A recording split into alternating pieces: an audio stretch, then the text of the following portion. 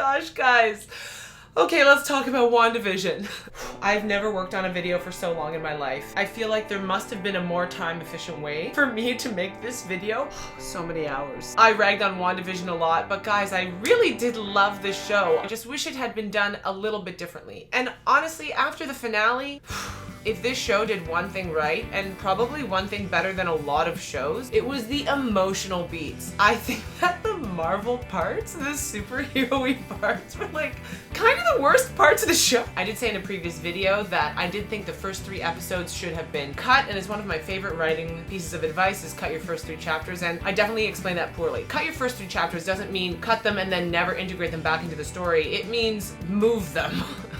You know, maybe shorten them, give us the information that we need when we need it. And with WandaVision, it was just a quick rearrange. So, this video was more for me, I guess, than it was for anybody else because I wanted to be able to watch the version of the show that I wanted. So, I'm going to explain that to you guys now. This is kind of like my what if WandaVision. Episode 1. Missing person. We open with Monica. I actually love the chaos of this scene. I love her trying to learn what happened. And this scene, her losing her mom, is basically the reason she's able to relate to Wanda for the rest of the show. The next beats are the same. Monica goes to Sword and is put on a missing persons case. She drives out to Westview and meets the magic-loving Jimmy Woo. I love Jimmy. He's so funny. I wish he was in more stuff. Jimmy tells her he was sent on a missing persons case and the reason he hasn't gone in is because the town does not want him to. Side note, who are these officers? Why do we never see them again? Why can't they see the town? Can they just like not see it right now? Can they not see it ever? Did it not exist before? Like, did Wanda make these officers? Why can everybody else in the world see the town? Sorry. Monica sends in a drone, which disappears. Then when Monica tries to get a closer look, she also disappears. 24 hours later, we meet Darcy, and this is where we get our first kind of big change. Here, I would add into the clown car, as Darcy calls it, a guy who specializes in magic and mysticism, and we'll call him Magic Guy. We see Darcy do her thing, notice the broadcast, a Sword agent gets sent into the anomaly through the sewer. Jimmy brings up concerns for this agent to Hayward, who ignores him. And we get our first look inside the anomaly. We, the audience, are learning what's happening inside the anomaly along with the characters. We don't know who's doing it, we don't know why. I mean, we know who because we know Wanda. We know Wanda is the Scarlet Witch because we Googled it. Don't lie. Very few of us read the comics. You Googled it. Like me, it's okay. And then it's Monica! Darcy and Jimmy try to reach out to Wanda. Wanda, can you read me? Over. Here we see Wanda's confusion. Can you hear me? Here to help. Pop quiz, Wanda. And we are also confused. We check in on the nameless, faceless agent as he moves into the anomaly, is changed for reasons unknown, and is also promptly lost. Here, Magic Guy can be like, I think I maybe know, and Hayward's like, Bagah. We see TVs through the years, picking up different episodes, and then... I think you should leave. Oh, Wanda, don't be like that. Wow, this is different. What happened? Where'd she go? Same question, Jimmy. Same. Darcy and Jimmy rewatch and try and find Monica to no avail. And then Jimmy asks, But where's Rambo?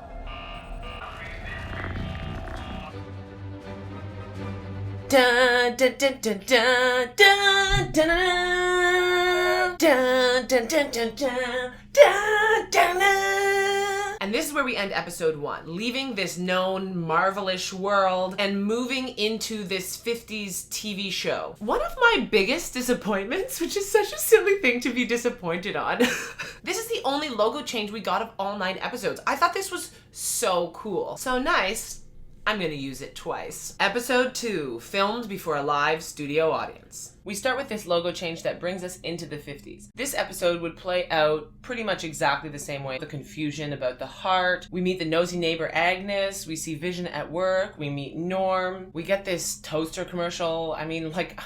who is watching the ad? Is Wanda creating the ads because ads are an essential piece of television? Like, is the ad for Sword? Is the ad for her? Is the ad just like a byproduct? Are the 2 actors in the ads and the kids later on from Westview? I mean, I think they're really cool, but I just...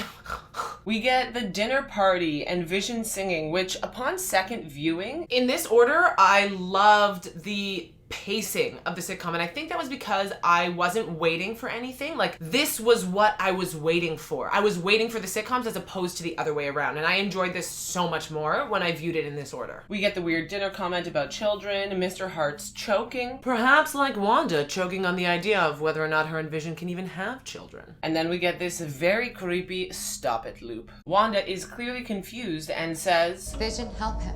so he does, and everything's okay. Vision asks Wanda to make rings, and then here asks about children. Maybe we can have this, I don't know, dear, never mind, let's just go up to bed. And then they go up to bed, lie down, Wanda closes her eyes, and then there's a bang on the window and be in Bewitched. I would combine these two episodes, shorten the dinner party and slightly shorten the magic show. This episode as well would play out basically the same. Even on the rewatch when I was loving the sitcoms, I did still feel like the magic show was a little bit long. We get the magic show prep, Vision goes off to the neighborhood watch, and Wanda hears something. She goes outside to investigate and sees the toy chopper. This will be the first time we're seeing the sword drone again, because I would have cut this scene because we know what the sword logo is, we recognize this, and this scene kind of becomes an, oh my god, it's the drone. We get a little Senior Scratchy buildup for no reason. Agnes gives some words of wisdom to Wanda before going to the committee meeting, and when we get there, oh man, it's Monica. Wait, why does she think her name is Geraldine? We see Vision at the neighborhood watch meeting, and the only thing that I would change from this scene is that somebody needed to say, don't go past Ellis Avenue, or some reference to Ellis Avenue, and going beyond that is like the bad part of town or something. Vision swallows the gum and wackiness ensues. Back at the pool party, we see the other side of the broadcast where Jimmy tried to reach Wanda.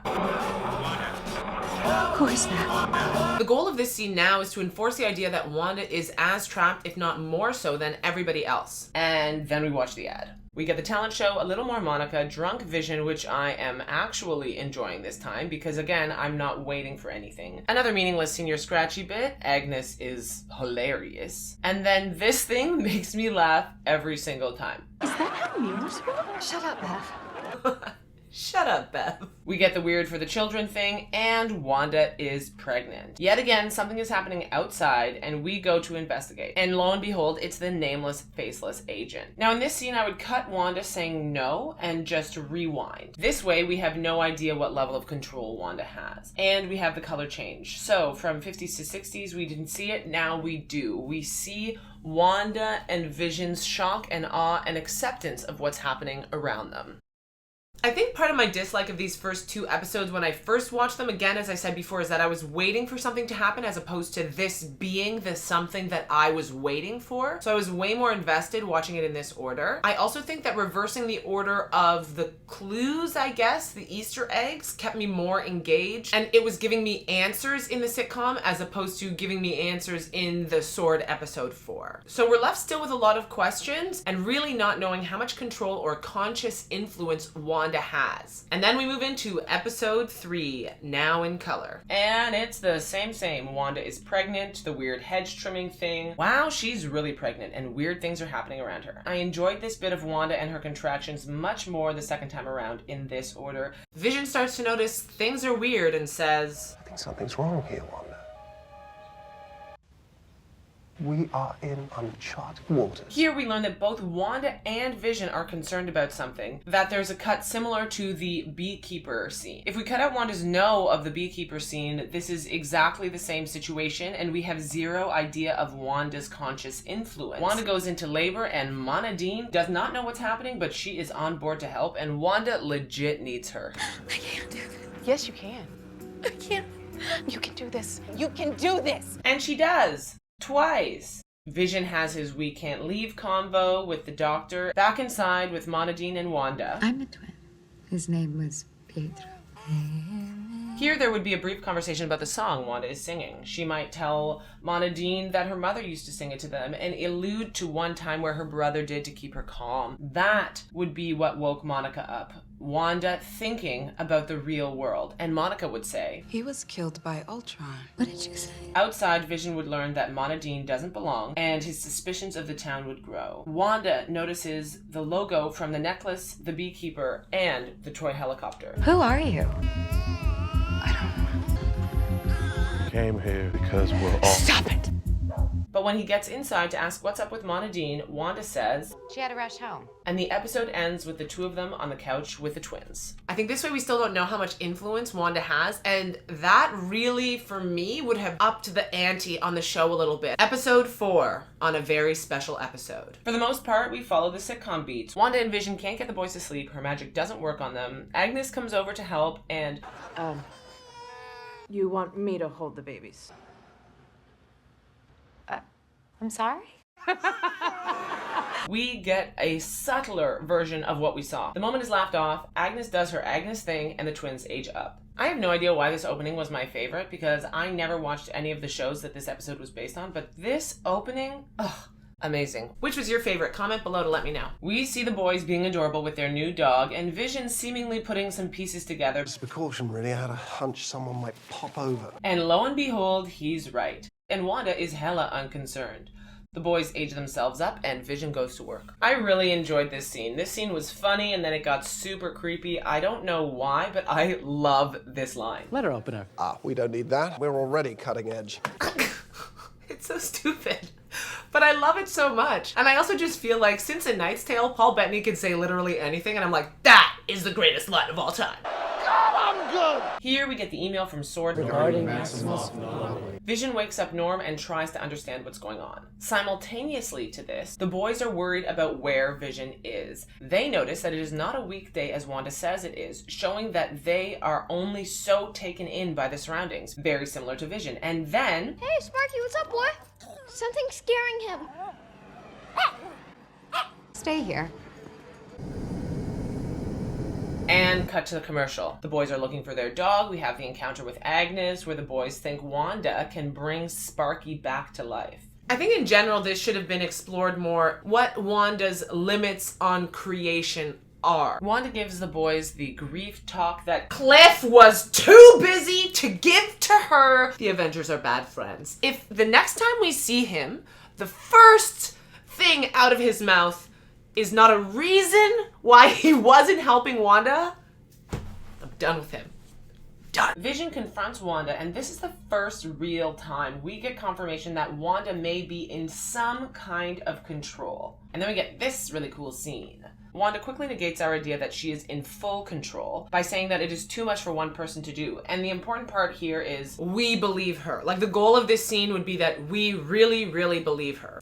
And then guess who shows up? Hey, hey, hey, Pietro. If you haven't seen the Alex Myers video about WandaVision, I did do a reaction to it and talked about my thoughts on the show a little bit, but I highly encourage you to go watch his video. The link is in the description. In that, he said that we should have only seen the outside world when Vision saw the outside world, and I kind of agree. I think the show would have been better if once we were in the sitcom world, we never left. And that brings us to episode 5, an all-new Halloween spooktacular.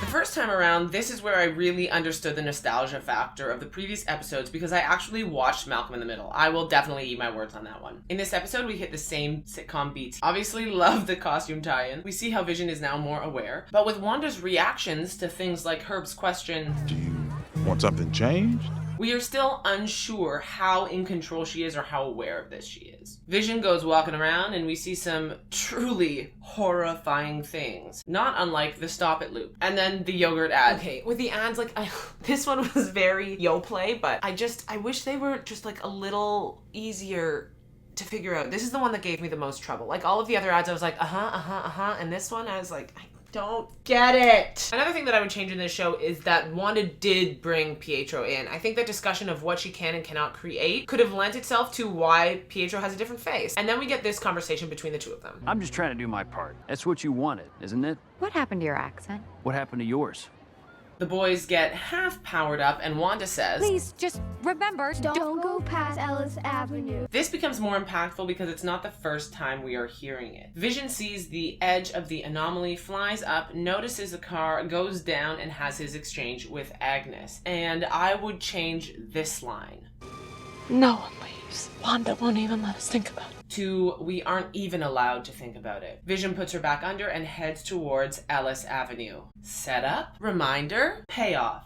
The conversation that Wanda and Pietro would have, I would change a little bit. Him seeing that she's doing all of this, but us still being unsure, I would totally keep. I would change that Wanda also herself is not completely buying into it. She doesn't ask him if it's unethical what she's doing, but he does enforce the idea that what she's doing is good. She's giving the townspeople a better version of their life. I would also have Pietro say something along the lines of, after all the sitcoms we watched growing up, I think Mom and Dad would have loved it. my goal in telling the story this way at this point, and especially after that conversation, would be that us and Wanda have no idea what her real level of control is. Vision approaches the end of the anomaly. Billy senses something is up, and the boys go tell their mom that Dad's in trouble. We don't know who Vision is talking to here, but we can assume. And then Wanda asks Billy, Where is he?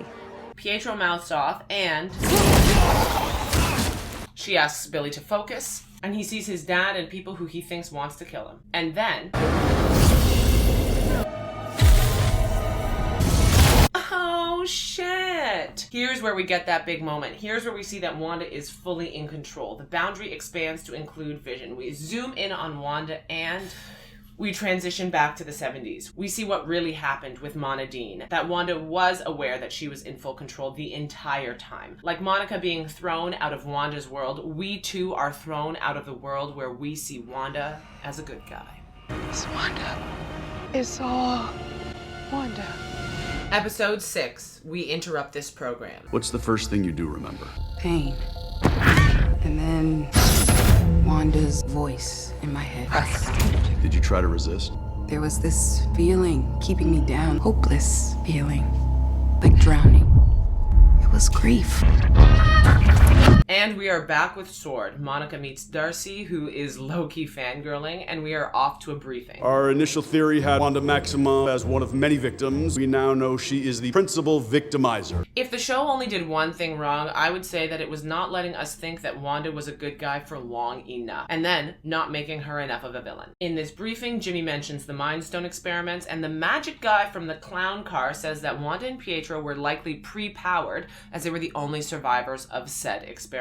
We have Monica defending Wanda. We see Wanda steal Vision's body, and somebody asking, how did she do it without the Mind Stone? Magic Guy would talk briefly about creating life and this book he's heard about somewhere. And Jimmy would say to Darcy, I like magic. I know about magic books. We watch Monica plan to go back into the Hex, and Magic Man is there for this scene. Jimmy might say she makes people hallucinate, and Magic Guy would be like, well, if my research and theory are correct, the Mind Stone, with her latent mutant abilities, might have acted as a booster to her powers, and the Magic Guy can give the line about how Wanda is actually rewriting reality. Then Monica says, What happens if we send something in that requires no change? Monica flies the drone into Westview, and until now, Hayward has been an asshole, but not a villain. Here, when Hayward says take the shot, Monica would object and say, the kids are real, you could kill the kids. And he would brush her off and say something like they shouldn't exist anyways. We know that something is happening around the Hex. Everybody rushes out, and Wanda returns the drone. Hayward says the missile was just a precaution, and Wanda says, you could have killed my children. Monica tries to reason with her to no avail. Wanda does her thing and leaves. The drone is brought in, and Monica tells Hayward Wanda contained her space, and she didn't have to. And here I would add Magic Guy saying, well, if my theory is correct, without a full connection to this other boogie-woogie magic power she potentially has,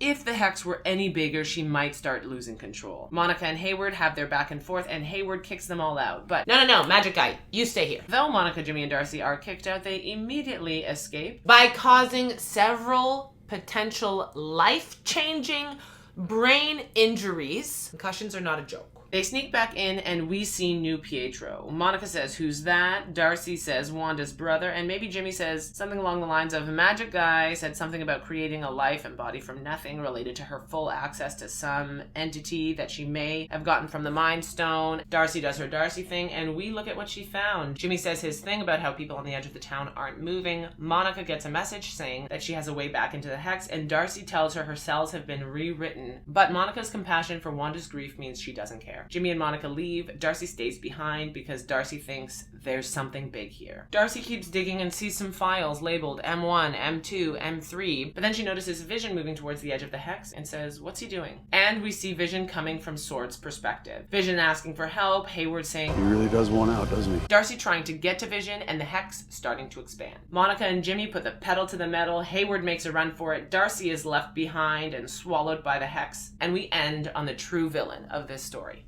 Wanda.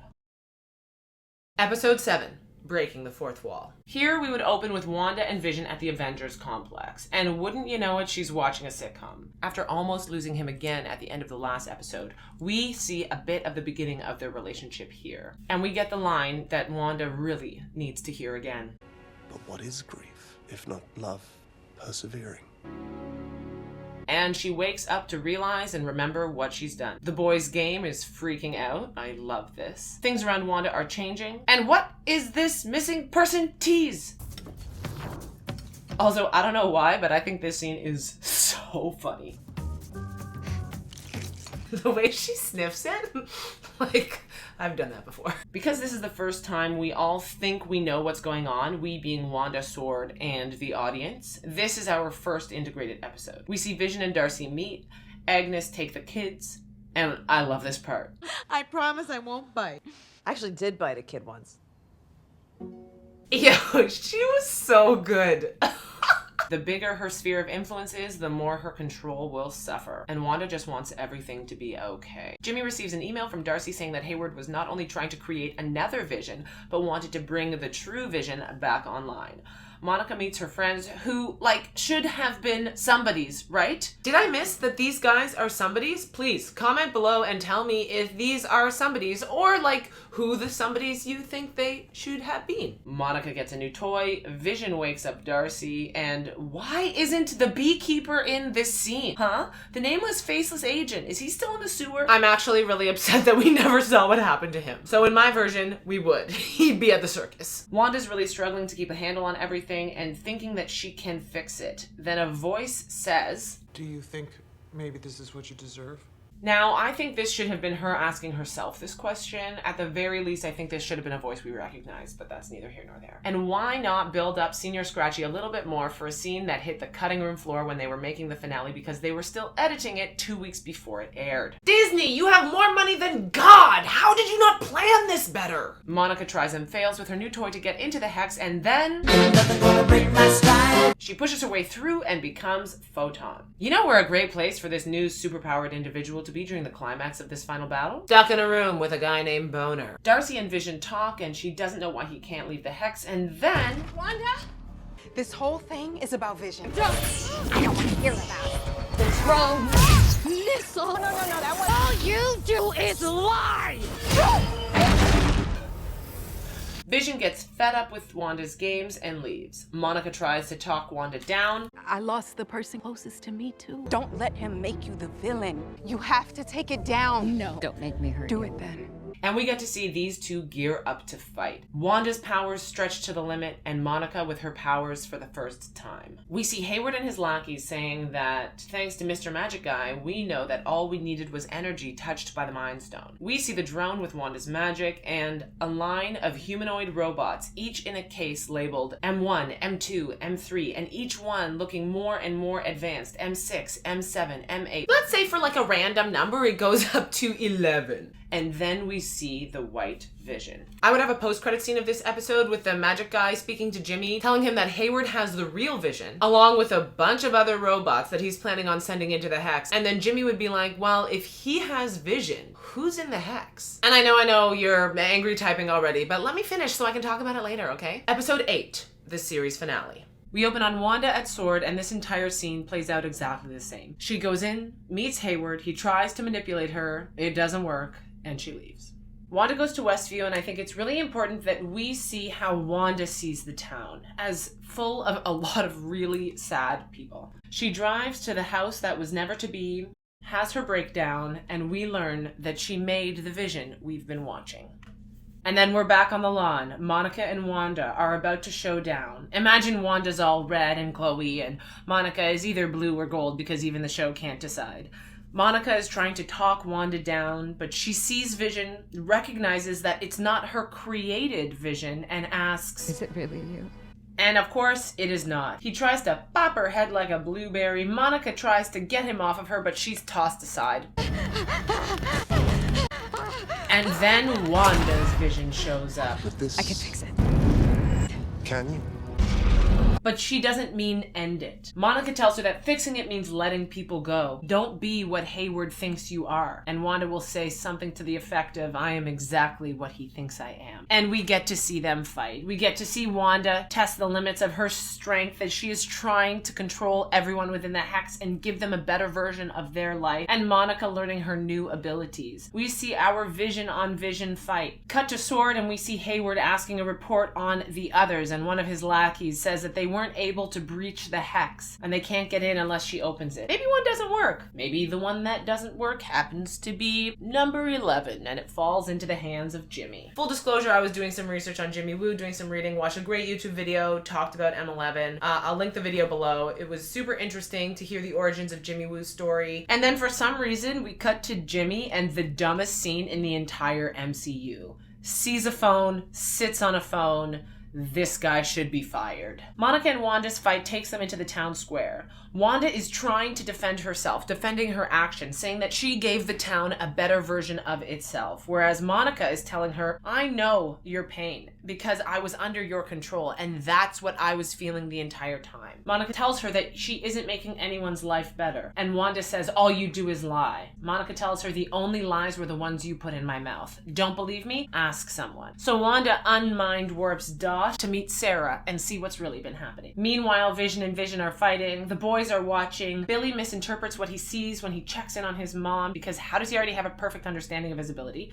And thinks that Monica is one of the baddies. They go to help. Like, seriously, Tommy, sure, he's just running real fast. But Billy, it's like a mind thing. How do you have perfect control over that already? Wanda realizes what she has done and is choked by her grief. And because she is, they are. Monica tells her she has to let everyone go, and Wanda says, I can't lose my children. I can't lose Vision. Not again. And Monica tells her, heroes don't torture people. Wanda believes her, tries to be better, and opens the boundary. But when she sees Vision and her children essentially dying in front of her, her resolve starts to weaken. Monica again tries to tell her that she is strong enough. I can't do this. You can do this. Yes, you can. But she can't. And it was just enough time for Hayward and Sword to get through the barrier and show up, all ready to attack Wanda at the same time. And this reminds us of... Stretched as she is, Wanda has to dig deep to maintain this new barrier and being attacked by her own magic, and boom! Costume change. I actually don't really understand why this happened. I love it and it's fun, but like nobody else has a magical costume. I guess Vision has a magical costume. And now imagine this scene, but Wanda's in costume. And then we get this line that I don't know how a line so cheesy and stupid just gets me so fired up. And we hear, Your mother and I never really prepared you for this. But you were born for it. Vision goes off to fight against White Vision. This line happens, which I love. I request elaboration. And Hayward watches helplessly as Wanda, Monica, and the boys take down his best military weapons and people. Vision restores White Vision's memory. I am Vision. White Vision flies off. Hayward sees this, loses it, and knowing the one thing that will hurt Wanda more than anything else, he pulls out a gun and aims it at her children. Monica steps in because Wanda's off doing something cool, and... Nice tricks. I like yours too. Then, once the family is back together, Vision says, I know you'll set everything right. Just not for us. No. Not for us. Monica and Wanda exchange a nod, and the rest of the episode plays out exactly as it did. They go home, they say goodbye, and Vision and Wanda share one last moment together. I loved this. It made me feel so much. There's only one thing I would add, because I loved this line so much, and I would want to hear it again. But what is grief, if not love persevering? Wanda heads back into town, seeing the animosity from the people around her. She and Monica have their exchange, and she leaves. Monica and Jimmy have their little talk. Monica gets called up to the majors, and Wanda gets the book this magic guy was talking about. And we're all fired up to see what happens next. That's kind of how I would do it. I know that a lot of people really hate the idea of cutting Agatha out of the show, but I don't really think she added anything. I think that the big flying magic fight scene in the finale was like the worst part of the finale. The whole thing about her throwing runes onto the wall of the hex is like cool, but she doesn't have to be taught. She can just see a rune and then know how to do it. I also think the idea of Billy and Tommy being able to take care of all of Sword by themselves is very like, I don't know. I mean, controlling somebody's mind and not damaging it must be a skill. So all of the people who hated Mulan, please tell me why you're okay with this. I think another flaw of the final few episodes, and actually I guess the series on a whole, is that Hayward wasn't actually ever a villain until he shot at children. Like, it was just like they had to add something in just to be sure he was a bad guy. So I think that Hayward could have been built up a lot more, and that's part of the reason why I started doing research on Jimmy Woo and how I found M11 and these other things, because I thought, okay, what are the reasons why the show put Agatha in for this final battle so that Wanda has somebody at her level? Okay, well, if I'm taking out Agatha, how can I make Hayward at Wanda's level, especially with Monica and the boys? Well, first I'm gonna tire the hell out of Wanda, make Monica and the boys only half learning their powers. Maybe they fail on them or they make some mistakes through this fight scene. And then we can kind of have like an even-ish match. And I really, really think either Agatha should have gotten a lot more screen time, which probably would have involved at least one more episode, or she should have been saved for something else. The way it is left now just makes absolutely no sense to me. She's just still in this Agnes persona in a town where she doesn't actually have a house. Like, how did... What? I also hated the Ralph boner. I would have much rather no answer to that. And like, maybe he's somebody else or whatever. Marvel can do a billion things with that, which I greatly look forward to seeing. But I just didn't love that there was all of this build up for a dick joke. Lastly, as I said before, I really didn't like that we didn't get to see Monica explore her abilities very much. Like, she did 2 things maybe, but it would have been cool to see her a bit more in the final fight scene, which is why in my version we did. Anyways, let me know what you guys think, what you thought of my little what if version, what you would have changed to the original one or to mine. I love seeing you guys talk about this stuff in the comment section, and I read a lot of it. I learn a lot from you guys there. This video took so long to make. Oh my gosh. I don't know if I can make another one of these. It like totally took over my mind, but you know what? I had so much fun. I had so much fun thinking of this different little storyline and how it could play out. And I think that having Agatha for later, then we would actually be able to use Senior Scratchy for something instead of it ending up on the cutting room floor. It was in Fat Man Beyond podcast that I heard that tidbit. Yeah, anyways, let me know what you thought. Let me know if you like this style of video. It actually probably took me 50 hours to make, and I hope I would get more efficient if I ever make another one. But let me know what you think if you want to see more of this style of video from me. Thank you for making it this far into the video. If you want another way to support me, these are my books. I always have a little clip at the end of part of the audiobook of one of them. And until next time, may the force be with you. Live long and prosper, and I'll be back. They decided water would be the way I died, but I swam anyway. It was my way of biting my thumb at them, at the old gods who made me like this. To be honest, I hated the water. It scared me. I doubtless hated the fear more than the water itself, because I needed it to. It kept me centered. I didn't used to swim. I didn't used to need to risk my life to clear my head. There was a time when singing did that for me. It still did, sometimes, but not like it used to. Not like before my eldest brother died.